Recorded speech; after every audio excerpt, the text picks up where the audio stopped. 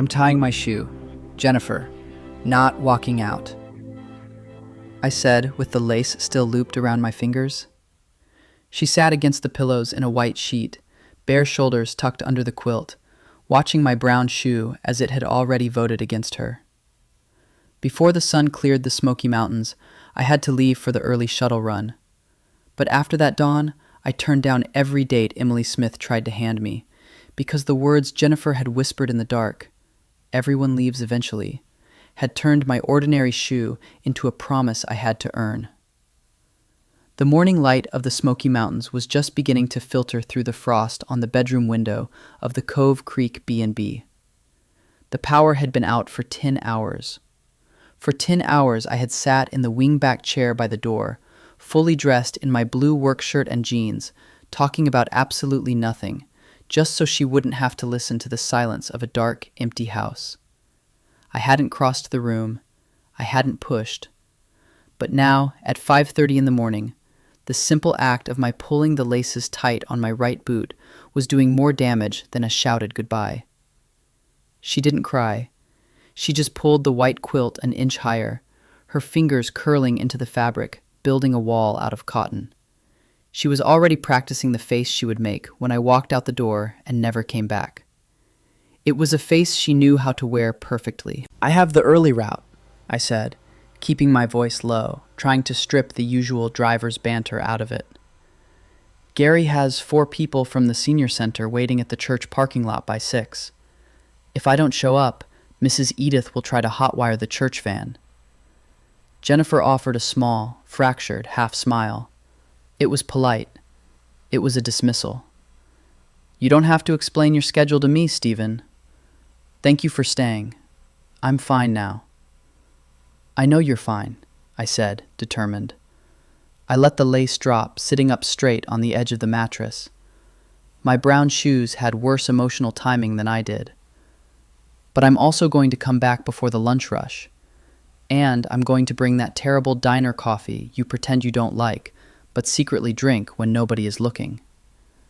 She blinked, the armor slipping for a fraction of a second.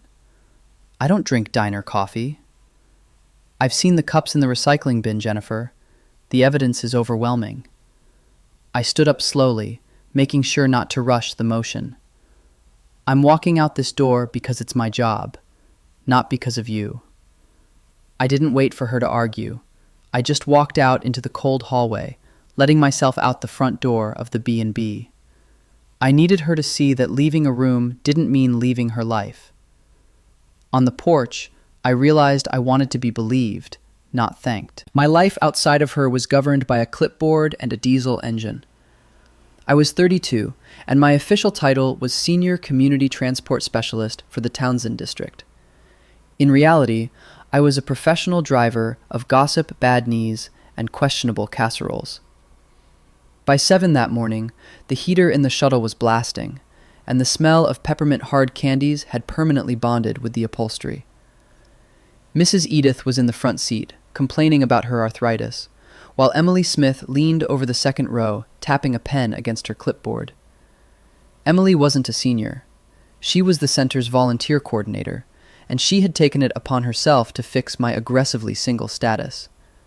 "Stephen, focus on the road and listen to me," Emily said, sliding a bright pink sticky note onto the dashboard over the speedometer.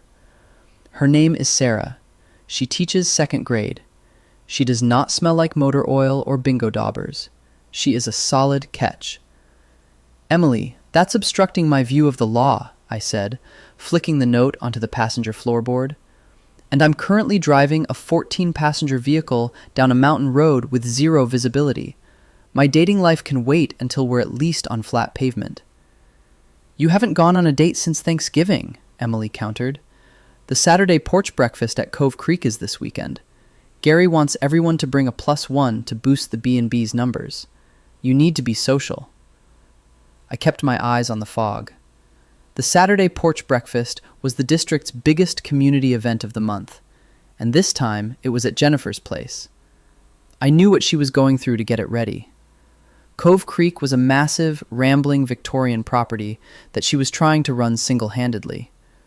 Her father, Richard, owned half of it on paper, but he possessed the remarkable ability to be entirely absent whenever heavy lifting was required. "I don't need a date for breakfast," I said quietly, taking the curve toward town. "You're impossible." Emily sighed, writing something else on her clipboard.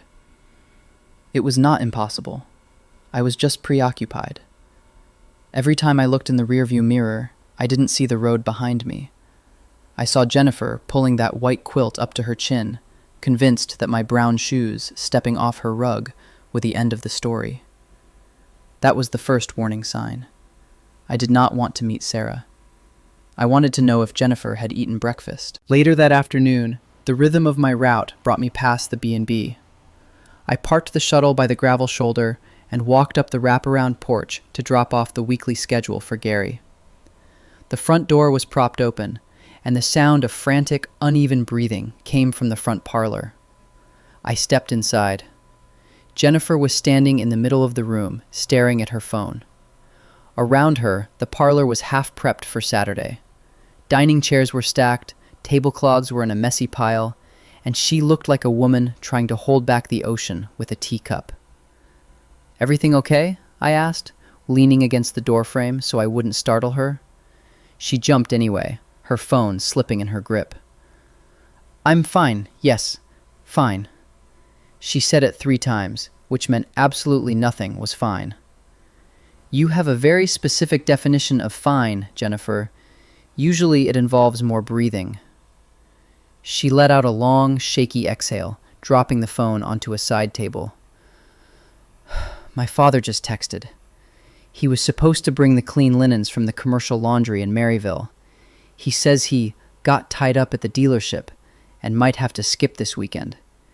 He told me that if running the place is too much, we can just list it with a realtor on Monday."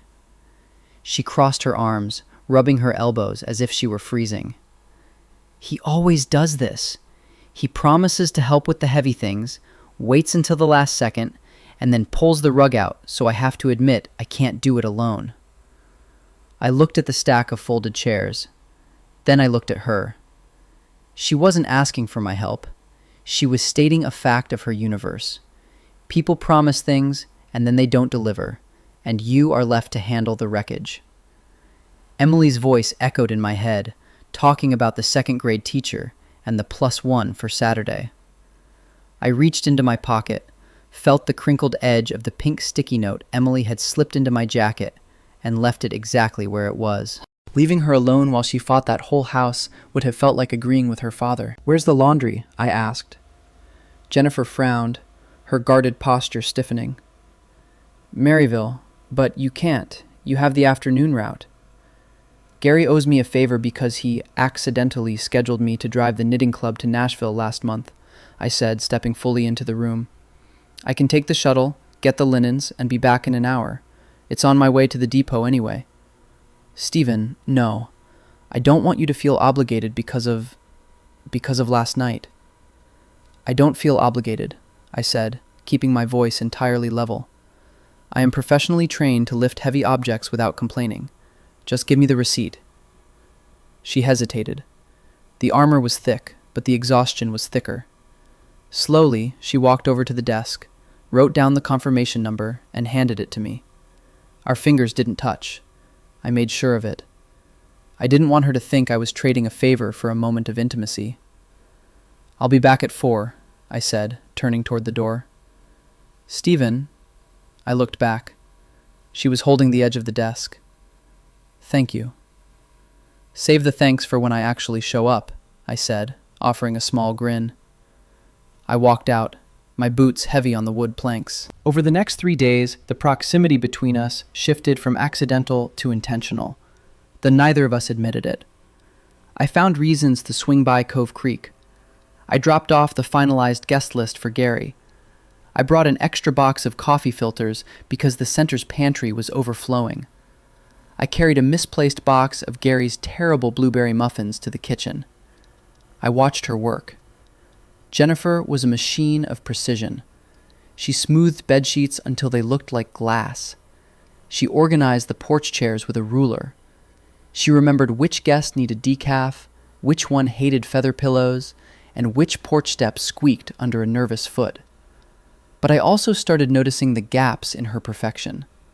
She turned on the hallway lights the second the sun dipped behind the mountain ridge, but she left her own office dark. She set out crystal pitchers of ice water for the guests, but she left her own coffee mug sitting on the kitchen island until it was stone cold. She had rules for everything. No muddy shoes on the rug, coasters under every glass. But she had no rules for taking care of herself. On Thursday afternoon, a heavy rainstorm rolled through the valley. The sky turned the color of bruised iron, and the lights in the B&B flickered ominously. I was sitting at the kitchen island, technically off the clock, supposedly helping her cross-reference the dietary restrictions of the senior center group. "You have coasters for your coasters in this place?" I said, sliding a wooden disc under my mug of lukewarm water. "It's intimidating. My shuttle smells like regret and damp wool, and you're running a museum." Jennifer was writing on a legal pad, not looking up, but the corner of her mouth twitched. "Your shuttle is a hazard. I saw Mrs. Edith drop a boiled egg under the seat last week, and you just pretended it didn't happen." "That egg belongs to the shuttle now," I said. "It's structural." The lights flickered again, a sharp dip in the electricity before surging back. Jennifer's pen stopped moving. Her shoulders tensed, pulling inward, the exact same motion she had made under the white sheet on Tuesday morning. She didn't say anything. She just stared at the legal pad. I didn't ask if she was okay. Asking would force her to lie. Instead, I stood up, took my mug to the sink, and rinsed it out. I should head out. Need to check the tire pressure before tomorrow. She let out a breath she had been holding. "Okay, drive safe." I didn't go home. I drove the shuttle into town, parked at the hardware store, and walked down aisle 4. I bought a small battery-operated nightlight. It wasn't a flashlight. A flashlight implies an emergency. A nightlight just implies a preference. When I drove back to the B&B an hour later, the rain was coming down in sheets. Jennifer was upstairs dealing with a leaky window in room 3. I didn't announce myself. I walked into the back hallway where she usually sat in a small reading chair to review bookings late at night. I set the nightlight on the small table next to her chair. I pulled a pen from my pocket and wrote on a scrap of paper from my receipt book. "For ghosts with poor manners." I left the note under the light, turned around, and walked out the back door. I didn't want to be there when she found it. I didn't want her to have to look me in the eye and negotiate how much gratitude she owed me. If I were going to be the guy who stayed, I had to prove that my presence didn't come with a bill attached. The next morning the sun was bright, burning off the mountain fog. I brought the first load of early arrivals to the B&B for the weekend retreat. Gary was wrestling with a folding table on the porch, while a few of the guests milled around the kitchen. Jennifer was standing by the stove flipping pancakes. I walked in, carrying a box of supplies Gary had abandoned. I glanced toward the back hallway. The nightlight was still on the table. But she had moved it. It was no longer sitting squarely in the center. She had turned it slightly, angling the sensor toward the stairs, integrating it into her space. She caught me looking. She didn't say thank you. She just met my eyes, held them for 3 seconds, and then turned back to the stove. It was the loudest thing she had said to me all week. "Is he the man who comes back when the lights go out?" The voice was high-pitched and entirely innocent. A little girl, the granddaughter of one of the guests, was standing by the kitchen island, pointing a sticky, syrup-covered finger directly at me. The kitchen went dead silent. Gary stopped pouring his coffee. The hiss of the butter in the pan suddenly sounded like a jet engine. Jennifer froze, the spatula suspended mid-air. Her face flushed a deep, violent pink. She opened her mouth to correct the child, to say, "No, he just drives the shuttle," or "He's just helping out. Gary." But the words didn't come out. She looked at me, panic flaring in her eyes, because the kid had just stripped away all the plausible deniability. I had been coming back, over and over, every time something broke, every time the lights flickered, every time her dad didn't show up. It wasn't a coincidence anymore. It was a pattern. I could have made a joke. It was my default defense. I could have said I was actually the B&B's resident ghost inspector. I could have laughed it off and saved us both the embarrassment. But I looked at Jennifer, gripping that spatula like a weapon, and I realized I didn't want to joke my way out of this one. I wanted the kid to be right.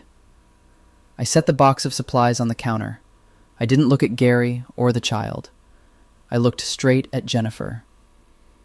"Do you want me to help you check the porch seating chart?" I asked, my voice completely stripped of its usual humor. Jennifer swallowed hard. She lowered the spatula. "Yes," she said. "The seating chart." We walked out to the front porch together, leaving Gary and the kid in the kitchen. The air outside was crisp, smelling of pine and damp earth. There were 10 round tables set up across the massive wooden deck for tomorrow's breakfast. "Gary wants to know where everyone is sitting," I said, pulling the manifest from my pocket. "Emily is apparently bringing a date, and she requested a table near the buffet so she can judge the food faster." Jennifer looked at the diagram on her clipboard. She was still rattled by the kitchen. "They can sit at table 4. Gary and Mrs. Edith are at table 2. "And you?" I asked. "Where are you sitting?" She traced a finger over the paper. "I have a small table near the door, table 1. Just me, so I can jump up if the kitchen needs anything." "Just you," I repeated. She looked up, her expression caught somewhere between defensive and terrified. She knew what I was asking. She knew the chair across from her was empty.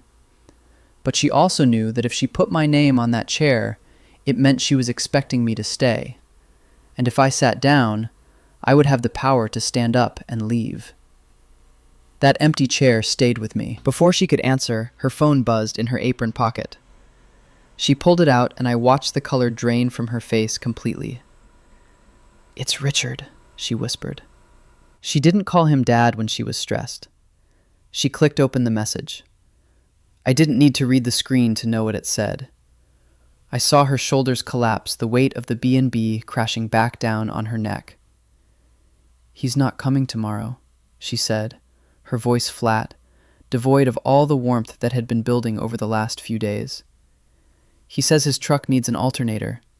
He says he's sorry, but I should really reconsider his offer to sell the place to the developers from Knoxville.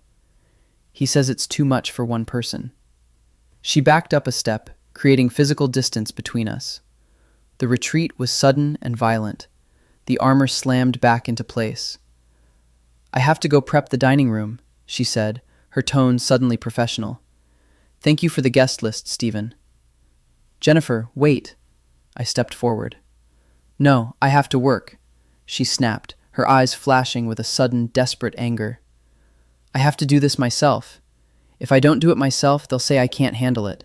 I don't need you to fix this." Then, quieter and worse, she added, "You make it easy to get used to you. That scares me more than the house does." She turned and practically ran inside, the screen door slamming shut behind her. I stood on the porch, listening to the echo of the wood. I had hit the boundary. I had pushed too close to the wound, and she had retreated to the only safety she knew: isolation. I didn't follow her. Following her now would just prove that I didn't respect her boundaries. As I walked back to the shuttle, I understood something uncomfortable. Help could become pressure if I used it to make her keep me. That evening, the district dispatch radio crackled. I was sitting in my driveway off the clock, staring at the steering wheel. My phone buzzed. It was a text from Emily. "Got a great guy for you to meet tomorrow at breakfast. Greg. He's an accountant. Very stable." I ignored it. 5 minutes later, the phone rang. It wasn't Emily. It was a local number. Cove Creek. I answered on the first ring. "Hello?" "The sink in the downstairs bathroom is backing up," Jennifer's voice said. It was tight, strained, holding back a mountain of panic. "Gary is trying to plunge it, but he's making it worse. I know you're off the clock. I know it's not your job." "I'm on my way," I said. I didn't drive the shuttle. I drove my own truck. When I pulled up to the B&B, there was a silver pickup parked in the driveway. Richard's truck. The one with the supposedly broken alternator. I walked into the house. The lobby was chaotic. Guests were complaining about the water Gary was hovering with a useless towel. And in the center of it all stood Jennifer, pale and rigid, facing a tall man in a tweed jacket. Richard. "It's just too much property, Jenny," Richard was saying, his voice carrying that patronizing, reasonable tone that drove people crazy. "Look at this mess. You're calling in favors from the shuttle driver at 8 at night? It's not sustainable. The Knoxville guys will give us a great price. You can buy a nice condo in town." Jennifer looked small. She was holding a wrench she didn't know how to use, her knuckles white. She looked exactly like someone who had expected the world to let her down and was simply waiting for the lecture to finish. I didn't make a joke as I walked in. I didn't smile. I walked straight up beside Jennifer, close enough that she knew I was there, not so far forward that she disappeared behind me. Richard still had to take a step back. "The shuttle driver's name is Stephen," I said, keeping my voice low but entirely hard. "And the plumbing in a house built in 1890 backs up sometimes. It has nothing to do with her ability to run this place. It has to do with tree roots." Richard blinked, surprised by the hostility. "Look, buddy, this is a family conversation." "I don't care what kind of conversation it is." I cut him off. "You told her you weren't coming. You told her your truck was broken. You showed up just to watch her struggle so you could push a sale she doesn't want." "Stephen." Jennifer's voice was a whisper behind me. I stopped. I had the fire in my chest, the protective instinct telling me to throw this guy out the front door. But I remembered my own rule. I was not there to make myself the hero. I could not rob her of her own voice. I turned my back on Richard, looking down at Jennifer. I didn't try to take the wrench from her. I just looked into her eyes, exposing the absolute truth of how much I cared about what happened to her in this room. "Do you want me here for this?" I asked quietly. "Or do you want me to wait on the porch?" I gave her the choice.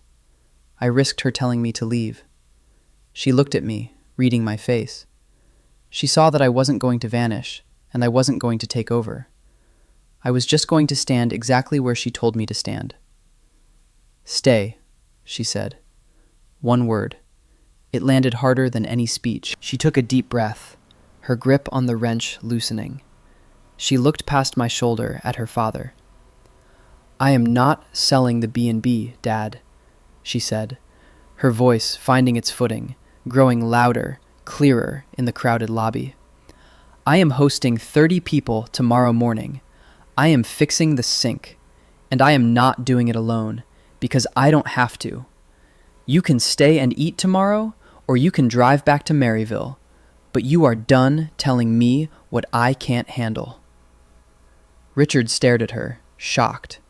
He looked at me, then back at her, muttered something about being ungrateful, and walked out the front door. The silver truck fired up and sped away. The lobby was quiet. Gary coughed politely. "Well, I'll just go check on the coffee." An hour later, the sink was fixed. The house was quiet. The guests were asleep. Jennifer and I were sitting in the dining room, 2 chairs pulled slightly apart. The adrenaline had worn off, leaving a heavy, exhausted quiet in its wake. I was staring at the floor, realizing that tomorrow morning the sun would come up, I would drive my route, and I didn't know where we stood. She stood up from her chair. She didn't say anything. She walked into the kitchen. I thought she was leaving, retreating again. I started to stand up, my muscles tense. Then she came back. She walked over to my chair and handed me a small, heavy canvas pouch. It was a dark green zipper bag. I looked up at her, confused. I took it. It had weight to it. I unzipped it. Inside, neatly packed, was a heavy-duty flashlight with spare batteries, a tin of peppermint candies, a small travel pack of tissues, and coiled neatly at the bottom, a brand new pair of brown shoelaces. I stared at the laces. I remembered the first morning, sitting on her bed, tying my shoes while she watched me, like I was walking away forever. There was a piece of masking tape on the outside of the pouch. Written in her precise handwriting were the words, "For shuttle drivers with heroic shoe problems." It was the nightlight turned around. I hadn't left her a rescue. I had left her a little light for a dark hallway. Now she had given me light for dark roads. She hadn't asked for help. She had anticipated mine. She was taking care of me. "Mrs. Edith gets carsick," Jennifer said, sitting back down in her chair, not looking at me. "The peppermints help. And I know you break your laces on those boots all the time because you tie them too tight." I held the pouch in my hands. I had spent my entire adult life making sure I was the one fixing things for other people. I never let anyone pack a bag for me. I never let anyone see that I was tired or that I needed a spare part. My phone buzzed in my pocket. Emily. Another text about Greg the accountant. I pulled the phone out, opened the text thread, and typed, "Not Saturday. Not any Saturday for a while. Tell Greg I'm sorry." I hit send and set the phone face down on the table where Jennifer could see that I wasn't hiding the choice. "I don't want a date at breakfast," I said, "unless I'm sitting across from you." Her breath caught, but I did not ask for an answer yet. The chair was still hers to offer. "Thank you," I said, "for the pouch." She finally looked at me. The armor was gone. The defensive posture was gone. She just looked tired and incredibly beautiful in the dim dining room light. "You're welcome." We didn't kiss. We didn't need to. We sat in those two chairs, feet away from each other, and for the first time in years, neither of us was waiting for the other person to leave. Saturday morning was chaos. The porch breakfast was a localized hurricane of eggs, bacon, and senior citizens demanding more syrup. I was running the buffet line, pouring coffee, while Gary tried to manage the seating. At 8:30 a.m., Emily Smith marched up the porch steps. Behind her was a tall, bewildered-looking man in a polo shirt. Greg. "Stephen!" Emily called out over the chatter of the crowd. She waved the man forward. "I wanted you to meet Greg. We thought we'd all sit together." The porch went slightly quiet. The locals who knew Emily's matchmaking habits paused their chewing. Jennifer was standing by the kitchen door, holding a tray of fresh biscuits. She froze, her eyes darting between me, Emily, and the stranger. I set the coffee pot down on the buffet table. I didn't whisper. I didn't pull Emily aside to spare her feelings. I made sure my voice carried across the wooden deck. "Emily, it's nice to meet Greg," I said. "But I told you last night I'm not taking any dates. I'm already sitting with someone." Emily blinked, her mouth falling open. "You are? With whom?" Greg looked at Emily, then at me, and gave a small, apologetic wave, like a man who had realized the blind date had ended before breakfast. He stepped back toward the lemonade pitcher. Emily stayed planted, betrayed by her own plan. I turned and looked at Jennifer. Jennifer swallowed. She looked at the tray of biscuits in her hands. One of them on the edge was visibly burnt. She took a breath, walked over to table 1, her table, the one she had said was just for her, and set the tray down. Then she reached into her apron pocket. She pulled out a white card, a name card. She set it on the table, right in front of the empty chair opposite hers. She looked up at me. "The biscuits are a little burnt on the bottom," she said, her voice shaking just a fraction. "But your seat is ready, Stephen." I walked across the porch. The floorboards creaked under my boots. I pulled out the chair and sat down across from her. I didn't care that 30 people were watching. I didn't care that Richard was standing by the driveway fence, having returned, after all, to see if she would fail, only to witness her commanding the entire property. I looked at the name card. Stephen Anthony. Written in her neat, precise ink. My name, in the place she had once kept empty, so nobody could disappoint her. "Does this seat expire after breakfast?" I asked quietly, leaning forward over the table. Jennifer sat down across from me. She smiled, a real full smile that reached her eyes and erased the shadows of the week. "Come back after the early run on Monday," she said, "and ask me again." At table 2, Mrs. Edith leaned toward Gary and, "That means yes, but with standards." A week later, the mountain fog was thick enough to carve. I was at the church parking lot helping Gary load the seniors onto the shuttle. The heater had started the morning with a brave little cough, then gave up halfway through its second blast of air. By the time Mrs. Edith climbed aboard, the inside of the van felt only slightly warmer than the pavement.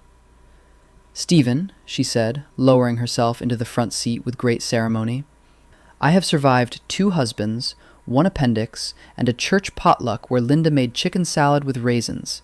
I refuse to be defeated by your heater." "I'll put that in the maintenance report," I said, turning the dial again.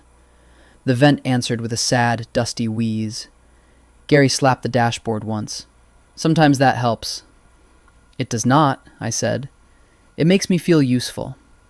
That used to be my entire strategy, too. I reached into the glove compartment and pulled out the green canvas pouch Jennifer had packed for me. I had moved it from my truck to the shuttle that morning, not because anything had gone wrong yet, but because it had felt wrong to leave it behind. I unzipped it and handed Mrs. Edith a peppermint before she could start accusing the mountain road of personal betrayal.